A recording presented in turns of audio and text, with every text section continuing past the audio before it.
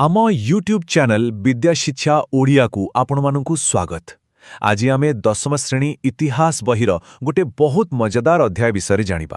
केबे भाबिछंती तुर्कीर जणे शासकंक पई पूरा भारत रे गोटे विराट आंदोलन हे जाई पारे? हाँ, एमिति ही हेइथिला। आउ सेई आंदोलनर ना थिला खिलाफत आंदोलन। तेबे चलंतु आज आमे एनिमेशन माध्यम रे बुझिबा एहार पछर कारण कोन थिला आउ भारतर स्वाधीनता संग्राम उपरे एहार प्रभाव केमिति पड़िथिला। खिलाफत आंदोलन प्रकृତରେ थिला कौन?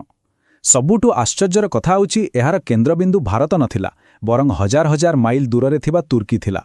तो जणे विदेशी शासकंक पई भारतीय माने काहींकी आंदोलन करुथिले? ए प्रश्नटा मनकु आसिबा बहुत स्वाभाविक जे तुर्कीर सुल्तानक सह भारतर संपर्क कौन, तांको सम्मान पई एठी एते बड़ आंदोलन काहींकी आरंभ हला। एहार मूलरे लुचि रहिथिला धर्म और राजनीतिर गोटे बहुत जटिल संपर्क। तो एहार सीधा सड़क उत्तर हला तुर्कीर सुल्तान खाली जणे राजा नथिले, से थिले खलीफा। खलीफा माने होउची सारा दुनियार मुसलमान मानकर सबुठु बड़ धर्मगुरु। तो भाबंतु जेतेबेले ब्रिटिश माने तांकर अपान कले, भारत रे थिबा मुसलमान मानकु लागिला जे एइटा तांको धर्म उपरे आ तांको नेतांको उपरे गोटे बड़ आक्रमण। बस एइठो ही खिलाफत आंदोलनर निया जळिला। हेले प्रश्न उठुछि जे खलीफांक सह हठात एमिति कोन हेला जे भारत रे एते राग सृष्टि हेला?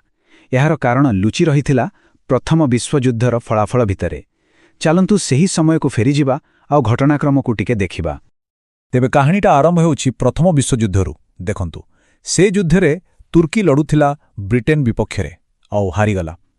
एबे ब्रिटेन आउ तार सांग देश माने जीतिगले आउ सेमाने कोन कले, तुर्कीर जो विराट ओटोमन साम्राज्य थिला ताकू पूरा खंड खंड करी भाग करिदेले। एतिकिरे कथा सरिलानी, ता उपरे गोटे बहु कठोर और अपमानिया चुक्ति लदिदेले, जहार ना थिला सेहर्स चुक्ति। एई चुक्ति परे सुल्तान को पाखरे आउ किछि क्षमता रहिला नहीं कहिले चले। एही घटना भारत रे थिबा मुसलमान मानंकु बहुत आघात देला, कारण तांको पई एहा केवल गोटे राजनैतिक कथा नथिला, एहा थिला तांको धर्मगुरु खलीफांको उपरे सीधासळक आक्रमण। सेमानंकु मनरे भय आसीगला जे मुसलमानंकर जेते पवित्र स्थान अछि से सबु खलीफांको हातरु चली जिवो। ब्रिटिश सरकारंकर एही कामकु सेमाने एक बड़ धोखा बा विश्वासघातकता बोली भाबिले। एबे लोकंको मन भितरे जेउ असंतोषर निया जळुथिला ताकु एक आंदोलनर रूप देबा पई दरकार थिला नेतृत्व। तेबे किए आगोकु आसिले आ सबुठु गुरुत्वपूर्ण कथा हेउची एथिरे महात्मा गांधी केमिति सामिल हेले। एइठु ही भारतर राजनीति रे गोटे नुआ मोड़ आसिला। एही आंदोलन को पूरा देशरे संगठित करिबा पई किछि बड़ बड़ चेहरा आगोकु आसिले। चलंतु सेही नेता मानक सह परिचित हेबा।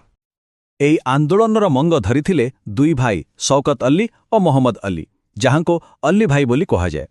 आंदोलन को ठीक भावे चलेबा पई एक खिलाफत कमिटी तैयारी करागला। और वही कमिटी रे अली भाईंक छड़ा मौलाना अबुल कलाम आजाद, हकीम अजमल खान और हसरत मोहानींक भली बड़ नेता माने भी सदस्य थिले। आउ एही समय रे महात्मा गांधी पूरा स्थिति को गोटे अलगा नजर रे देखुथिले। से भाबिले एइटा गोटे सुवर्ण सुजोग। जदि एही खिलाफत प्रसंग रे हिंदू माने मुसलमान भाई मानक सह ठिया हुअंती, ताहले ब्रिटिश सरकार विरुद्ध रे एमिति एक एकता देखिबा को मिलिबो जहा आगरु केबे हेई नथिला। से कहिथिले एमिति सुजोग बोधे 100 वर्ष रे थरे आसे। एबे आसिला सबुठु गुरुत्वपूर्ण कथा।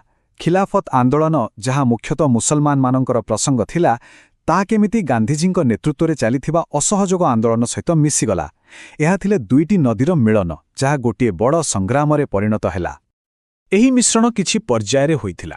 प्रथमे 1919 नवेम्बर रे गांधीजींकु खिलाफत सम्मेलन रा सभापति करागला।